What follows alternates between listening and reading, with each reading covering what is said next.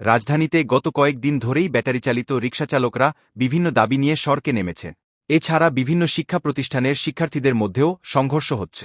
এমন পরিস্থিতিতে বৈষম্যবিরোধী ছাত্র আন্দোলনের অন্যতম সমন্বয়ক ও জুলাই শহীদ স্মৃতি ফাউন্ডেশনের সাধারণ সম্পাদক সার্জিস আলম হুঁশিয়ারি দিয়ে বলেছেন, অযৌক্তিক কারণে কেউ নৈরাজ্য সৃষ্টি করলে দেশের স্বার্থে তাদের প্রতিহত করা হবে।